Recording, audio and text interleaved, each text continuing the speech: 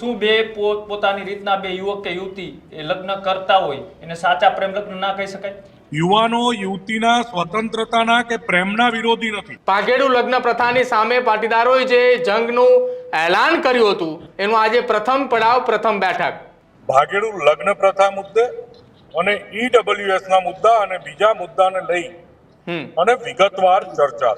આ લડાઈ યુવાન અને યુવતીનું ભવિષ્ય બચાવવા માટેની લડાઈ. હાલ જે પ્રાથમિક પ્રક્રિયા કરવાની છે રજીસ્ટ્રેશન પ્રક્રિયામાં સુધારાની છે.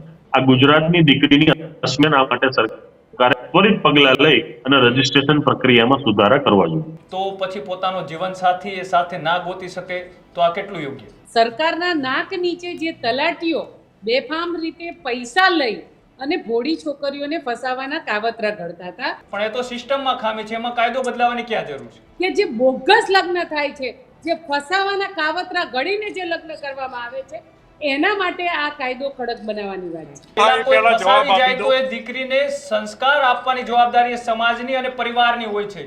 કોઈ યુવાન અને યુવતીની સ્વતંત્રતા પણ નહીં છીનવાય અને મેરેજ ટેરરિઝમ પણ નહીં ચાલે, કોઈ દીકરીનું ભવિષ્ય પણ બરબાદ નહીં થાય. તો ફરી એકવાર લડાઈ લડવાના મૂડમાં છે પાટીદારો. દરેક સમાજનો આ પ્રશ્ન છે. એટલે હું એવું માનું છું કે પાટીદાર સમાજના પ્રતિનિધિઓની સામે જ્યારે નાયબ મુખ્યમંત્રી શ્રીએ સ્પષ્ટતાપૂર્વક કીધું હોય પછી મને નથી લાગતું કે એમાં કોઈ વિષય છે.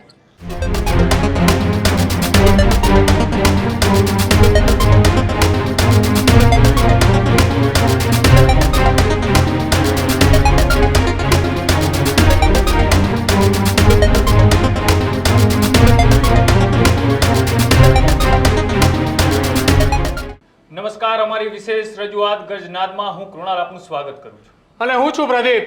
આજે ચર્ચા કરવી છે રાજ્યના એ ગાંધીનગર કે જ્યાં છેલ્લા કેટલાક સમયથી અલગ અલગ શહેરો અને તાલુકાઓની અંદર જે આંદોલન સ્વરૂપે પાટીદારો એક થઈ રહ્યા હતા અને ગુજરાતની અંદર ન માત્ર પાટીદાર પરંતુ તમામ સમાજની દીકરીઓને એ બચાવવા માટે અને ભાગેડુ પ્રથા જે લગ્ન પ્રથા છે તેની સામે જે મોરચો માંડ્યો હતો એ મોરચાની આજે પહેલી બેઠક રાજ્યના કાયદા મંત્રી સાથે મળી તેને લઈને.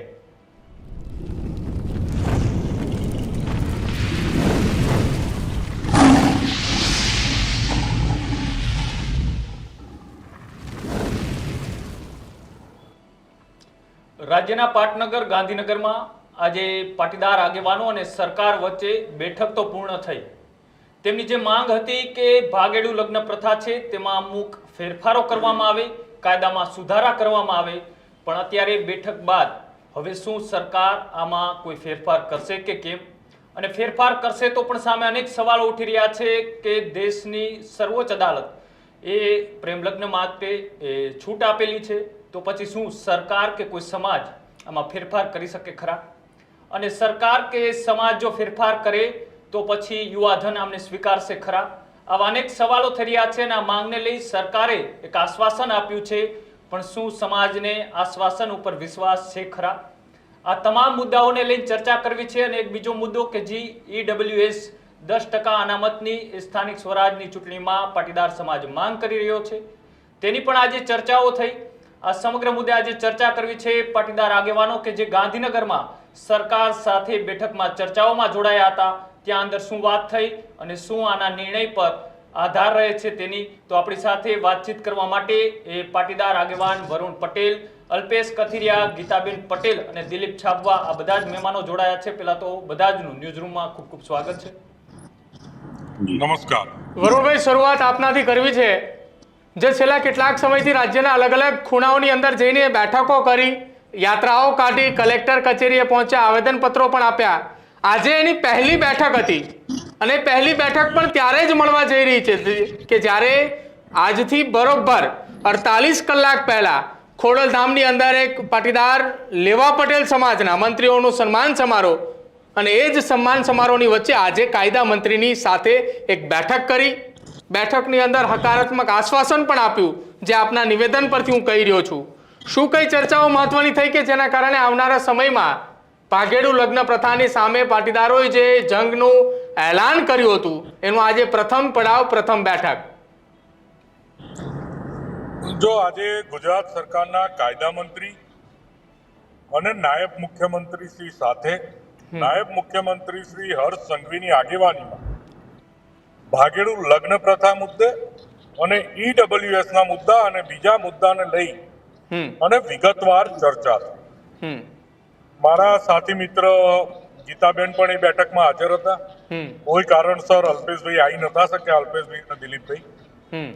આ બેઠક ખૂબ મહત્વપૂર્ણ રહી અને ગુજરાત સરકારના નાયબ મુખ્યમંત્રી શ્રીએ અધિકારીઓની હાજરીમાં અમારી સામે જ અધિકારીશ્રીઓ સાથે ચર્ચા કરી અને જે અમે રજીસ્ટ્રેશન એક્ટમાં જે સુધારાઓ સૂચવ્યા કે આવી રીતે જો મેરેજ રજીસ્ટ્રેશન એક્ટમાં એટલે પોલિસીમાં એના રૂલ્સમાં સુધારો કરવામાં આવે, બંધારણીય સુધારા કરવાની જગ્યાએ તો આવી રીતે આ પ્રશ્નો મોટા ભાગે સોલ્વ થાય. તો એમાં મોટા ભાગના સુધારા અધિકારીઓ શ્રીની હાજરીમાં નાયબ મુખ્યમંત્રી શ્રી અને કાયદા મંત્રી શ્રીએ કર્યા છે અને અમને એવું કમિટમેન્ટ આપ્યું છે તમારા પાટીદાર આંદોલનની જે 25-30 જણની જે ટીમની હાજરીમાં અમને કમિટમેન્ટ આપવામાં આવ્યું છે કે આવનારા 15 દિવસોમાં ગુજરાતની રજીસ્ટ્રેશન એક્ટમાં કરશે. એટલે અમે એવું માનીએ છીએ કે એક માંગ જે ભાગેડુ લગ્ન પ્રથાના વિષયમાં જે અમારી માંગ હતી એ અત્યારે હાલની તારીખમાં જે પ્રમાણે વાતચીત થઈ છે એ પ્રમાણે જો સરકાર કાયદામાં સુધારો કરે તો એ માંગણી 90% પૂર્ણ ગણાય. બીજો જે મુદ્દો હતો કે EWS અનામત સ્થાનિક સ્વરાજની ચૂંટણીમાં લાગુ કરવામાં આવે તો એના વિષયમાં મંત્રીશ્રીઓએ એવું કીધું છે કે આ વિષયમાં અમે અભ્યાસ કરી રહ્યા છીએ અને હજુ અમે અભ્યાસ કરીએ છીએ. આમાં પણ અમે આશાવાદી છીએ કે જો તમને સામાજિક ન્યાય મળતો એવો કોઈ પણ રસ્તો નીકળતો હોય અને અમને યોગ્ય લાગે કાયદાકીય રીતે તો EWS પણ અમે લાગુ કરી દઈશું. અચ્છા, અલ્પેશભાઈ આપણી સાથે જોડાયેલા છે. અલ્પેશ કથિરિયાને જ સવાલ કરીએ. અલ્પેશભાઈ, જે ફેરફારો કરવાની વાત છે એ ફેરફારોની અંદર બંધારણની અંદર અથવા સુપ્રીમ કોર્ટની અંદર જો આ મામલો જાય તો કયા પ્રકારના ફેરફાર કરી શકાય કે જેના કારણે આ કાયદો એ અમલમાં લાવી શકાય કે જેમાં માતા પિતાની મંજૂરીની વાત હોય, સાથે જ એક મુદ્દો એ પણ છે કે જે દીકરીના લગ્ન હોય એ દીકરીના ગામની અંદર જ જ્યાં એનું જન્મસ્થળ છે એ જ જગ્યા ઉપર રજીસ્ટ્રેશન કરવામાં આવે, આવી જે માંગણીઓ છે એ કેવી રીતે સંતોષવામાં આવે? એ માંગણીઓ છે એક રજીસ્ટ્રેશનની મેરેજની જે પ્રક્રિયા છે એમાં ફેરફારનો વિષય છે. એમાં કાયદામાં કોઈ ફેરબદલની જોગવાઈ નથી.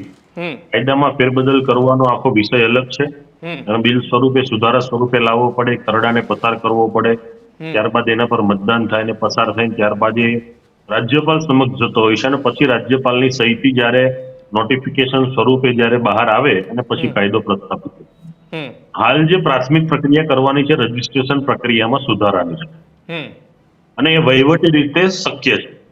કઈ રીતે શક્ય છે તો કે દીકરીના જે પુરાવાઓ છે એ પુરાવાને આધીન દીકરીનું જ્યાં સ્થળ લાગતું હોય ત્યાંની જે કચેરી લાગતી હોય ત્યાં નોંધણી થવી જોઈએ. હવે એ કઈ રીતે શક્ય છે હું તમને કહું કે સામાન્ય રીતે જ્યારે બે પુખ્ત વયની વ્યક્તિના હિન્દુ મેરેજ એક્ટ પ્રમાણે લગ્ન થાય છે તો સ્વાભાવિક સ્તરે દીકરીના ઘરે જાન લઈ અને વરરાજો આવતો હોય છે.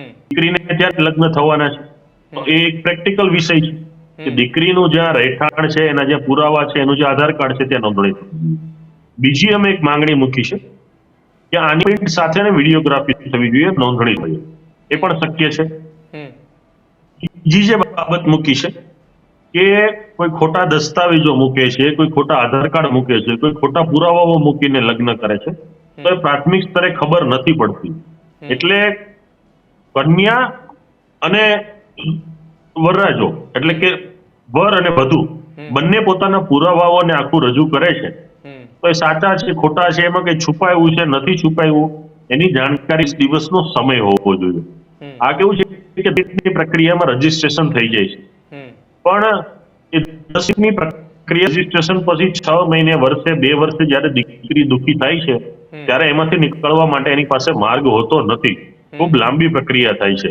એટલે આખી પ્રક્રિયાની અંદર જે પ્રકારે સુધારાઓ થવા જોઈએ એ સુધારાની અંદર જે વહીવટી નોંધણીની પ્રક્રિયાના સુધારા છે ખૂબ સરળ છે અને એ સુધારા એટલા માટે જરૂરી છે કે જેનાથી 20 વર્ષની કે 18 વર્ષની કે 22 વર્ષની જે માતા પિતાએ દીકરી કરી છે ને એના ઘરે જે પરિસ્થિતિ સર્જાય છે એ પરિસ્થિતિ ન સર્જાવી। આ રજીસ્ટ્રેશન પ્રક્રિયાના સુધારા છે કે જે પ્રાથમિક સ્તરે સચિવ સ્તરે ચર્ચા વિચારણા કરી અને સરકારને સિસ્ટમને કોઈ પણ પ્રકારનો ગેરમાર્ગે દોરવાની આ વસ્તુ નથી, પરંતુ આનાથી લાખો માતા પિતાના આશીર્વાદ સરકારને મળશે। કેમ કે આજે આપણે જોઈએ છીએ કે જ્યારે આવો પ્રસંગ કોઈના ઘરે સર્જાય છે, આવી આપદા સર્જાય છે, ત્યારે એ વ્યક્તિ એનો પરિવાર ખૂબ શરમ અનુભવે છે, કોઈ પાસે મદદ પણ લઈ શકતો નથી। એટલે નાદાનીમાં દીકરી કે દીકરાએ લીધેલા નિર્ણયથી એનો પરિવાર પણ શરમમાં ન મુકાય એ માટે સરકારની અને સિસ્ટમની જવાબદારી બને છે કે રજીસ્ટ્રેશન પ્રક્રિયામાં સુધારા થવા જોઈએ। જે બનાસકાંઠા અને પંચમહાલની 2 ગામોની બહાર આવી છે કે ગુજરાતભરની જે એક જ નોંધણી કરે, એક જ લગ્ન થાય, એક જ મંદિરમાં લગ્ન થાય, આવી રીતે શક્ય બને? એ પોતે મહેસાણામાં છે ને એના લગ્ન થઈ ગયા છે, જે લાલજીભાઈ પટેલે આખું પ્રેસ કોન્ફરન્સના માધ્યમથી સમગ્ર ગુજરાતને બતાવ્યું। તો આવી તો અસંખ્ય ઘટનાઓ છે જે ઘટના એના માટે રજીસ્ટ્રેશન પ્રક્રિયામાં સુધારા થાય તો સ્વાભાવિક આ દીકરી અને દીકરીના પરિવાર આ બંને ખુશ રહેશે ને હું માનું છું કે ગુજરાતની અંદર દરેક પરિવાર, દરેક સમાજ, દરેક જ્ઞાતિ જાતિ 18 વર્ણ આ પ્રશ્નથી દુઃખી છે। આ કોઈ એક સમાજ કે કોઈ જ્ઞાતિ કે કોઈ એક સંપ્રદાયનો પ્રશ્ન નથી, આ ગુજરાતની દીકરીની અસ્મિતા આ માટે સરકારે ત્વરિત પગલાં લઈ અને રજીસ્ટ્રેશન પ્રક્રિયામાં સુધારા કરવા જોઈએ। બિલકુલ ગીતાબેન, તમારી પાસે આવી જે રીતના આજે તમે પણ બેઠકની અંદર ઉપસ્થિત હતા, તમે એમાં એક માંગ એવી પણ મૂકેલી છે કે માતા પિતાની એ મંજૂરી અને સહી હોવી ફરજિયાત છે, પણ બીજી બાજુ જોવા જઈએ તો ભારતનું સંવિધાન એક એવું પણ કહે છે કે પુખ્ત વયના કે ઉંમર થઈ ગયા પછીના કોઈ યુવક કે યુવતી લગ્ન કરવા ઈચ્છતા હોય તો એ કરી શકે છે, પણ શું આવી રીતના માતા પિતાની મંજૂરી લેવી ફરજિયાત થશે તો પછી કોઈ 2 યુવક કે યુવતી તેમની ઉંમર થઈ ગઈ છે, સમજદાર પણ છે, તો પછી પોતાનો જીવનસાથી એ સાથે ના ગોતી શકે તો આ કેટલું યોગ્ય? જો કૃણાલભાઈ જેવી રીતે છેલ્લા 1 વર્ષથી આ મુહિમનું કહેવાય કે ગાંધીનગરથી શરૂઆત થઈ અને ઘણા બધા જિલ્લાઓમાં અમે અપ્રોચ રેલી પણ કાઢી અને કેટલી જગ્યાએ આવેદનપત્રો પણ આપ્યા। ખાસ કરીને ઘણા બધા મુદ્દામાં ફેરફાર કરવા ખૂબ જરૂરી એટલે થઈ ગયા હતા કે અવારનવાર ઘટનાઓ આવી બનતી હોય અને જેવી રીતે સરકારના નાક નીચે જે તલાટીઓ બેફામ રીતે પૈસા લઈ અને ભોળી છોકરીઓને ફસાવાના કાવતરા ઘડતા હતા અને આપણે બધાએ જ હમણાં છેલ્લા 2-3 દિવસથી જે તલાટીઓ બોગસ રીતે લગ્ન નોંધણી કરાવતા હતા અને પૈસાના જોરે એ બધા જ લોકોને ત્યાં કહેવાય કે એક આખું ટીમ બનાવી અને જેવી રીતે દીકરીઓને ફસાવાના કાવતરા ઘડાતા હતા, એટલે મને એવું લાગે છે કે આ તલાટીઓ બોગસ જે ફરજીકાંડ કરતા હતા તલાટીઓ, એ તલાટીઓની કદાચ સરકારને પણ ખબર નહોતી। આ બધું જ અમે લોકોએ જ્યારે ગાંધીનગરથી શરૂઆત કરી ત્યારે ધીમે ધીમે જે બનાસકાંઠાની વાત હોય કે મહેસાણાની વાત હોય કે ઘણા બધા જિલ્લાઓની અંદર આપણે આ અમે સ્ટિંગ ઓપરેશન કરી અને આ સરકાર સુધી અમે રજૂઆતો પહોંચાડી। પણ એમાં એવું થયું કે ઘણીવાર એવું થયું, અમે ચર્ચા વિચારણા પણ કરી, પણ સરકારને પણ આવી ખબર નહોતી કે ખરા અર્થમાં આવું થાય છે ખરું। તો જ્યારે આવા બોગસ તલાટીઓ આવી રીતે પૈસા કમાવાના શોર્ટકટ શોધતા હોય, એમાં જ્યારે ગુજરાતની દીકરીઓના ભવિષ્ય રોડાતા હોય, એમાં મા બાપની ઇજ્જત આબરૂ જોડાયેલી હોય અને એમાં ઘણા બધામાં સરકાર સુધારા વધારા કરી શકે છે અને કરવા પણ જોઈએ, કારણ કે આ સમયની માંગ છે। અત્યારે તમે જુઓ કે 16 વર્ષથી ટાર્ગેટ કરીને કોઈ દીકરીઓને ફસાવવામાં આવતી હોય તો હું એવું માનું છું કે ચોક્કસ આ સમયની માંગ છે, આમાં કાયદામાં સુધારા વધારા કરવા જ જોઈએ। અને અમે જ્યારે આજે મંત્રણા કરવા ગયા, વાતચીત કરવા ગયા, અત્યારે તો પોઝિટિવ વે પર જ ગયા અને પોઝિટિવ વાત પણ થઈ, પણ આપણે આશા રાખીએ છીએ કેટલા દિવસોમાં આના પર જલ્દીથી જલ્દી એટલે પગલાં લેવાય, કારણ કે એક પણ દીકરી ગુજરાતની ફસાય નહીં એના માટે થઈ અને આપણે બધાએ સહિયારા પ્રયાસ કરવા જોઈએ, કારણ કે સરકારને પણ ખબર નહોતી। ખોટા દસ્તાવેજો ના આધારે અમે એ પણ એક માંગણી એવી કરી છે કે જેવી રીતે ઇલેક્શનની અંદર તમારું ફોર્મ ભરાય છે કે એની અંદર કહેવામાં આવે છે કે મારી આટલી પ્રોપર્ટી છે, મારા દીકરા દીકરી છે, મારા અગાઉ લગ્ન થઈ ગયા છે, આ મારા બીજા લગ્ન છે, એના પર પણ જો આ ખોટા દસ્તાવેજ રજૂ કરે તો એના પર પણ ફોજદારી ગુનો લાગુ થાય, જેથી કરીને ગુજરાતની કોઈ પણ સમાજની ભોળી દીકરી ફસાય નહીં. કારણ કે ખોટા દસ્તાવેજના આધારે પ્રેમ લગ્ન થઈ જાય અને ઓલરેડી એના પહેલા મેરેજ કરેલા હોય છે. આવી રીતે પણ દીકરીઓને ફસાવાના કાવતરા થાય છે. તો આ પણ અમે એક સરકારને જાણવા જોગ તો કહેવાય, પણ એમને અમે રજૂઆત પણ કરી છે કે આવું પણ ગુજરાતની અંદર થાય છે. કદાચ તમને ખબર ના હોય તો આ બોગસ તલાટીઓ પર, ફરજી તલાટીઓ ઉપર પણ કાયદો કસવામાં આવે ને એ લોકોને ત્વરિત એમના ઉપર પગલાં પણ લેવામાં આવે.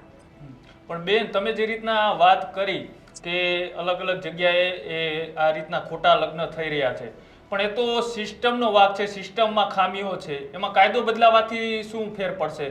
કાયદો બદલાવો શા માટે જરૂરી છે? કેમ કે બધા જ એવા લગ્ન નથી હોતા. અમુક લગ્ન હોય છે કોઈ પરિવાર કે સંબંધીઓના દબાણથી તેઓ ભાગીને લગ્ન કરતા હોય છે, એકબીજા પોતપોતાની રીતના જીવન ચલાવવા માટે સક્ષમ હોય છે. પણ આવી પ્રક્રિયા લાગુ કરવાથી આવા લોકોનું શું કે જે અપવાદો છે એને બાદ કરી દે, ચલો કૌભાંડ ચાલે છે, માની લઈએ તલાટીઓ બોગસ રીતના લગ્ન કરાવે છે, પણ એ તો સિસ્ટમમાં ખામી છે. એમાં કાયદો બદલાવાની ક્યાં જરૂર છે? તો આપણે સિસ્ટમ જ સુધારવાની છે કે જે આવી બોગસગીરી કરતા તલાટીઓ હોય એના ઉપર ફોજદારી ગુનો દાખલ થાય. એ તો કાયદો સુધારો એમાં કરવો જરૂરી થઈ ગયું છે. કારણ કે એ ના થાય તો આવી રીતે તો બોગસ મેરેજો થવાના છે. અને જો ખરેખર તમે કહો છો કે જો ખરેખર લગ્ન નોંધણી તો આપણે મા બાપની પરમિશનથી થાય છે.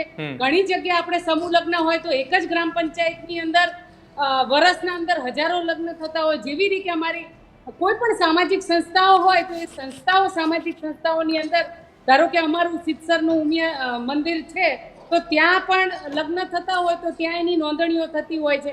તો એવી રીતે જો સાચા લગ્ન, પ્રેમ લગ્ન ના હોય અને સાચા લગ્ન હશે તો એના માટે કોઈ વિરોધ કે કોઈ એમાં અડચણ ઊભી થવાની જ નથી. આ કાયદો સુધારો એટલા માટે જરૂરી થઈ ગયો છે કે જે બોગસ લગ્ન થાય છે, જે ફસાવાના કાવતરા ઘડીને જે લગ્ન કરવામાં આવે છે, એના માટે આ કાયદો કડક બનાવવાની વાત છે. વરુણભાઈ, જે રીતના બેને વાત કરી, શું એ સાચો પ્રેમ લગ્ન એ માતા પિતાની મંજૂરી હોય એમને જ કહેવાય? તમે એમ કહી રહ્યા છો કે પ્રેમ લગ્નમાં એ માતા પિતાની મંજૂરી હોવી જોઈએ, પણ શું બે પોતાની રીતના બે યુવક કે યુવતી એ લગ્ન કરતા હોય એને સાચા પ્રેમ લગ્ન ના કહી શકાય? જો અમે કોઈ પ્રેમ લગ્નના, કોઈ યુવાન યુવતીની સ્વતંત્રતાના વિરોધી નથી, તો પછી માતા પિતાની મંજૂરી એ સ્વતંત્રતા છીનવાય એવું નથી લાગતું તમને? માતા પિતાની મંજૂરી વાળો જે વિષય છે એ આખો બહુ ડિટેલ ચર્ચાનો વિષય છે. પણ હું બહુ સ્પષ્ટતાપૂર્વક અમે કહી દઈએ કે અમે કોઈ યુવાનો યુવતીના સ્વતંત્રતાના કે પ્રેમના વિરોધી નથી, પણ પ્રેમના નામે જે ભાગેડું લગ્ન પ્રથા ચાલે છે, ગુજરાતની લાખો કરોડો દીકરીઓનું જે શોષણ થાય છે, આખા પરિવારનું જે શોષણ થાય છે, એ પરિવારનું શોષણ અટકાવવા માટેની આ આખી મુહિમ છે. ગુજરાતનો યુવાન કે યુવતી સ્વતંત્ર રીતે જીવે, સ્વતંત્ર રીતે પરણે, એની વાત નથી. અમે કોઈની સ્વતંત્રતા પડાવવા માટેની આ લડાઈ નથી. આ લડાઈ યુવાન અને યુવતીનું ભવિષ્ય બચાવવા માટેની લડાઈ છે. તો પછી વરુણભાઈ, જે રીતના તમે કહ્યું કે યુવાનોના ભવિષ્ય બચાવવાની છે, કોઈની સ્વતંત્રતા છીનવવાની નથી, પણ આપણું સંવિધાન તો એવું કહે છે કે કોઈ પણ પુખ્ત વયનો વ્યક્તિ એ પોતાની રીતના નિર્ણય લઈ શકે. આ જે પ્રથાઓ થઈ રહી છે, તમે કહી રહ્યા છો કે ખોટા બોગસ લગ્ન થાય છે, 16 વર્ષથી દીકરીઓને ફસાવવામાં આવે છે, તમને તમારો પ્રશ્ન પૂરો થાય એ પહેલા જવાબ આપી દઉં. તો એ દીકરીને સંસ્કાર આપવાની જવાબદારી એ સમાજની અને પરિવારની હોય છે. એનામાં પૂરતા સંસ્કાર અથવા તો હું તમારા પ્રશ્નનો જવાબ આપી દઉં પહેલા. જી, અમે જે સરકારને રજૂઆત કરી છે અને અમારી રજૂઆતને ધ્યાનમાં લઈ અને રજીસ્ટ્રેશન એક્ટમાં જે કાયદાના સુધારા આવશે, એ સુધારા આવે એટલે જોઈ લેજો કે કોઈ યુવાન અને યુવતીની સ્વતંત્રતા પણ નહીં છીનવાય અને મેરેજ ટેરરિઝમ પણ નહીં ચાલે, કોઈ દીકરીનું ભવિષ્ય પણ બરબાદ નહીં થાય. એવી રીતનો આખો પ્રોવિઝનલ રસ્તો કાઢવાનો અમે પ્રયત્ન કર્યો છે કે જેન્યુઅલ મેરેજ વાળું કોઈ હેરાન ના થાય અને ખોટા લગ્ન વાળું કોઈ છટકે. દિલીપભાઈ, આપની પાસે આવવા માંગુ છું. જે વર્ષ 2012-13-14 દરમિયાન જે પાટીદાર અનામત આંદોલન સમિતિના આગેવાનો એકજૂટ થયા હતા, જે સરકારની સામે માંગ મૂકી હતી ને માંગ એ એજ્યુકેશનની અંદર એટલે કે પાટીદાર સમાજના એ સુવર્ણ સમાજના વિદ્યાર્થીઓના એજ્યુકેશનમાં 10% ઈડબ્લ્યુએસ લઈને આવ્યા. ત્યારબાદ જે ઘટનાઓ એ સતત બની રહી હતી, જેમાં ઉત્તર ગુજરાતની અંદર મોટા ભાગે ઘટનાઓ સામે આવી રહી છે. એક તલાટીનો એસપીજી ગ્રુપ દ્વારા સ્ટિંગ ઓપરેશન પણ કરવામાં આવ્યું, જેમાં વિડીયો પણ સામે આવ્યો કે મેં 50 લાખ રૂપિયા લીધા છે લગ્ન કરાવવામાં. 5 જેટલી ગ્રામ પંચાયતના દસ્તાવેજો પણ કબજે થયા છે. શું ફરી એકવાર પાટીદારો એ જ પ્રકારે સમાજની સાથે સાથે આજે હીરા સોલંકી કે જેઓ કોળી સમાજના આગેવાન છે, રાજુલાના ધારાસભ્ય છે, એમને પણ સમર્થન જાહેર કર્યું છે, જે પાટીદારો ગાંધીનગર ગયા હતા એમને, કે દીકરીઓ માટે અમે તમારી સાથે છીએ એમ, તો ફરી એકવાર લડાઈ લડવાના મૂડમાં છે પાટીદારો? તો એક આ વહીવટી પ્રક્રિયા અલ્પેશભાઈ કીધું કે રજીસ્ટ્રેશન એમાં સુધારો કરવો જોઈએ. અને પહેલી વાત એ કે આ કોઈ પાટીદારોનો પ્રશ્ન નથી. પાટીદાર એક સમાજ 18 વર્ષની આ તકલીફ છે. અમીરથી માંડીને ગરીબ અને ગ્રામ પંચાયતના સભ્યથી માંડી અને ગુજરાત સરકારના મંત્રી સુધીનો આ પ્રશ્ન છે. ગમે ત્યારે ગમે એની દીકરી અસામાજિક તત્વો ઉઠાવી જાય છે પોતાની જાળમાં ફસાવીને. એટલે દરેક સમાજનો આ પ્રશ્ન છે અને આ પ્રશ્નનું નિરાકરણ જે કરવા માટે એસપીજી હોય, લાલજીભાઈ હોય, અલ્પેશભાઈ હોય, વરુણભાઈ હોય કે દિનેશભાઈ હોય કે ગીતાબેન હોય, ટૂંકમાં જે કોઈ કામ કરે છે, હું તો એમ કહું છું કે અમારા બોટાદમાં પ્રવીણભાઈ કોલી છે, ભીખાભાઈ છે, ઘણા બધા આગેવાનો છે, દલવાડી સમાજમાં માસુકભાઈ છે, એવી રીતે આખા ગુજરાતમાં ક્યાંક ને ક્યાંક જિલ્લા લેવલે સરકાર સુધી વાતને પહોંચાડે છે. બિલકુલ. સાથે અલ્પેશભાઈ પણ જોડાયેલા. અલ્પેશભાઈ, હું તમને એ પણ પૂછું કે તમે પણ એ ઈડબ્લ્યુએસ અનામતનું એક મુહિમ ઉપાડી છે કે જે સ્થાનિક સ્વરાજની ચૂંટણી છે તેમાં ઈડબ્લ્યુએસ 10% લાગુ થવું જોઈએ. અરે આ પ્રક્રિયા પણ એટલી જ જટિલ છે, આમાં પણ એ કાયદામાં સુધારો કરવો પડે તો થઈ શકે. સામે ઓબીસીને જે રીતના છે ઈડબ્લ્યુએસને પણ આ રીતના તમે 10% એ શિક્ષણ અને નોકરીની જેમ ચૂંટણીમાં 10% અનામત માગી રહ્યા છો, આ કેટલા અંશે શક્ય છે? જો ઈડબ્લ્યુએસ ની જે પ્રક્રિયા છે તમે કીધું એમ લેન્ધી છે અને સાથે હું સહમત પણ થઉં છું. ઓબીસી સમાજની અંદર જે 27% અનામત લાગુ થઈ છે અને પ્રથમ વખત ચૂંટણી થવાની છે.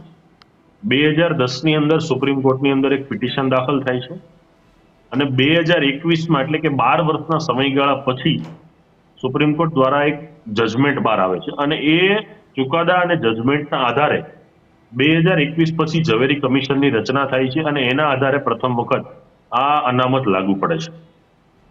તો 2010 થી સમજો 2025 એટલે કે 15-16 વર્ષનો સમયગાળો છે. તો અમે પણ ચૂંટણી પંચને અને સરકારને જ રજૂઆત કરી છે કે જેવી રીતે આમાં 15-16 વર્ષ ગયા અને લાગુ પડે છે તો ઈડબ્લ્યુએસ ની અંદર પણ આ રીતે ન થાય એ માટે અગાઉથી જ કાયદાકીય રીતે પગલાં લેવા જોઈએ, પ્રાથમિકતાના ધોરણે આગળ વધવું જોઈએ. એમાં જે કોઈ પણ જરૂરિયાત છે, સર્વેની બાબત છે, કમિશનની રચનાની બાબત છે, તો એ અત્યારથી ફૂલફલિત થાય માટેના પ્રયાસ થવા જોઈએ. કોઈ પણ પ્રકારની ચૂંટણીમાં ભવિષ્યમાં ટેકનિકલી ખામીઓ ન સર્જાય એ માટે અત્યારથી જ જો લાગુ કરવામાં આવે અને ઓબીસી અનામત પણ પ્રથમ વખત 27% આના ચૂંટણીઓની અંદર સ્થાનિક સ્વરાજમાં લાગુ પડવાનું છે, તો સાથોસાથ 10% ઈડબ્લ્યુએસ નો પણ સમાવેશ એટલા માટે જરૂરી છે કે ઈડબ્લ્યુએસ માંથી આવતો પણ એક બહુ મોટો વર્ગ છે. આ કોઈ પાટીદાર સમાજની વાત નથી. 68 થી 70 થી પણ વધારે સમાજ જ્ઞાતિઓનો ઈડબ્લ્યુએસ ની અંદર સમાવેશ થયો છે. તો દરેક સમાજને, દરેક જ્ઞાતિને પોતાનું પ્રતિનિધિત્વ મળી રહે, લોકશાહીમાં પોતાની હિસ્સેદારી દર્શાવી શકે એ માટેનો વિષય છે. એટલે એને પણ ચૂંટણી પંચ અને સરકારે પ્રાથમિકતા ધોરણે આગળ લેવું જોઈએ. આ બાબતે નામદાર ગુજરાત હાઈકોર્ટ પિટિશન પણ 2-2.5 મહિનાથી દાખલ કરેલી છે. ચૂંટણી પંચ એમાંને પણ જવાબ રજૂ કરશે. જોઈએ છે આવનાર દિવસોમાં ચૂંટણી પંચ એમાં એફિડેવિટ સ્વરૂપે પોતાનું શું રૂખ દર્શાવે છે, પોતે કોર્ટ સમક્ષ શું જાહેર કરે છે. પરંતુ આ પ્રક્રિયા પણ લેન્ધી ન થાય એ માટે અમે પૂર્વ તૈયારી કરીએ છીએ. એમ કે ઓબીસી સમાજના 15 થી 16 વર્ષ આવી રીતે ગયા છે, તો એવી રીતે ખોટો સમય બગડે અને શક્તિનો પણ વ્યય થાય એના કરતા અગાઉથી જ જો લાગુ પાડવામાં આવે તો ટેકનિકલી કોઈ ભવિષ્યમાં પ્રશ્ન ન સર્જાય અને દરેક સમાજને પોતાનું પ્રતિનિધિત્વ મળી રહે. બિલકુલ. વરુણભાઈ, જે રીતના એ તમે આજે બેઠકમાં ઉપસ્થિત હતા, સરકારના મંત્રીઓ અને નાયબ મુખ્યમંત્રી પણ ઉપસ્થિત હતા, તેમને તમને આશ્વાસન આપ્યું છે, આશ્વાસન ઉપર વિશ્વાસ કેટલો છે અને કેટલા સમયની અંદર થઈ શકે તેવો તમને વિશ્વાસ? જો સરકારે બહુ સ્પષ્ટતાપૂર્વક અમારી જોડે મેક્સિમમ 15 દિવસનો સમય કીધો છે કે 10 થી 15 દિવસમાં આ ભાગેડુ લગ્ન પ્રથાના કાયદામાં સુધારો આવી જશે, એટલે અમે આશા રાખીએ છીએ. અને હર્ષ સંઘવીજી નાયબ મુખ્યમંત્રી શ્રી સ્પષ્ટતાપૂર્વક બોલ્યા કે કમૂરતામાં તમને આ નિયમ બનાવી આપીએ છીએ, આમાં જે સુધારા કરવા પડે એ કરીશું, અને કદાચ જરૂર પડશે તો વિભાગના અધિકારીઓ અમારું સજેશન લેવા માટે અમને પણ બોલાવશે, અને બોલાવશે તો અમે જઈશું પણ ખરા. પણ સરકારના કમિટમેન્ટ પ્રમાણે સરકારે મહત્તમ 15 દિવસનો સમય માંગ્યો છે આ મેરેજ રજિસ્ટ્રેશન એક્ટમાં સુધારો કરવા માટે. ભૂતકાળની અંદર જે પ્રમાણે સરકાર કમિટમેન્ટ આપતી હતી એ કમિટમેન્ટમાં આ કમિટમેન્ટમાં કોઈ તફાવત લાગ્યો? કેમ કે ભૂતકાળની અંદર પણ ગાંધીનગર સ્વર્ણિમ સંકુલ ખાતે પાટીદાર અનામત આંદોલન સમિતિ વખતે અનામત આંદોલન વખતે કમિટી ત્યાં જતી હતી, એટલા માટે. જો સરકારે બહુ સ્પષ્ટ આજે કોઈ ગોળ વાત અમે નથી કરી, ગોળ વાત એમને નથી કરી. એમને અમને કીધું કે ઈડબ્લ્યુએસ માં અમારે સમય જોઈશે, અને મેરેજ રજિસ્ટ્રેશન એક્ટમાં અમારે બહુ સમયની જરૂરિયાત નથી.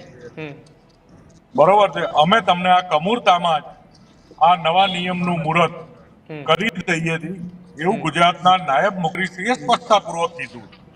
એટલે હું એવું માનું છું કે પાટીદાર સમાજના પ્રતિનિધિઓની સામે જ્યારે નાયબ મુખ્યમંત્રીશ્રીએ સ્પષ્ટતાપૂર્વક કીધું હોય પછી મને નથી લાગતું કે એમાં કોઈ વિષય. તો વરુણભાઈ, આ પેલો પ્રભાવ પડ્યો જસદણની સભાનો કે સરકાર પાસે તમારા બધાના બાયોડેટા છે, સરકારે જલ્દી માંગણી સ્વીકારે લે તો સારી વાત છે? હા, 100% અમને ગમતો અમારે કાઢી નાખ્યો તો એ નાખી દીધો છે. બરોબર છે. અને અમારો બાયોડેટા અમારા મુદ્દાનું સત્ય કે આ જે વાત છે પ્રજાની, વાત અલ્પેશ કથેરિયાની નથી, ગીતાની નથી, વરુણ પટેલની નથી, આ ગુજરાતની પ્રજાની વાત છે. ગુજરાતની પ્રજાનો અવાજ લઈને જ હંમેશા નીકળે છે. એટલે એ આના અવાજની તાકાત છે. અમારા ફોર્ચ્યુનેટ આને લીડ કરીએ છીએ કે આનો માધ્યમ બનીએ છીએ એ વાત અલગ છે, પણ આ ગુજરાતની કરોડો જનતાનો અવાજ છે, અને એકતાનો અવાજ ઠુકરાવવાની તાકાત ગુજરાત સરકારની ના હોય કે કોઈ પણ સરકારની ના હોય. જ્યારે પ્રજાનો અવાજ હોય, જ્યારે પ્રજાની માંગણી હોય તો સરકાર પણ એક માય બાપ જ છે પ્રજાની. પ્રજાની પીડા સરકારે જ દૂર કરવાની હોય, એટલે સરકાર દૂર કરશે. અને એમાં અમને બધાને પીડિત કરે તો પાછા પ્રશ્નો બહુ થાય, એટલે અમને બને ત્યાં સુધી પીડિત કરશે નહીં. અચ્છા બેન, જે રીતના આજે તમે જે મુદ્દાને લઈ અને ગાંધીનગરમાં ગયા હતા, વરુણભાઈ કીધું કે 15 દિવસનો સમય આપવામાં આવ્યો છે, 15 દિવસમાં ફેરફાર થઈ જશે, પણ શું ગુજરાતના યુવાનો અને ખાસ કરીને પાટીદાર સમાજના યુવાન અને યુવતીઓ આ કાયદાને સ્વીકારશે ખરા?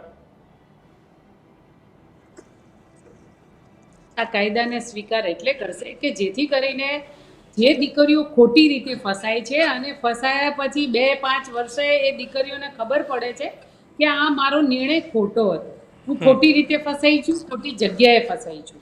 એટલે મને એવું લાગે છે કે કદાચ આ નિર્ણયને હું એવું માનું છું કે દરેક સમાજો સ્વીકારશે, કારણ કે આમાં આપણે કોઈની સ્વતંત્રતા હણાય એવા માટે કાયદો બનાવવા માટેની આપણી આ માંગ જ નથી.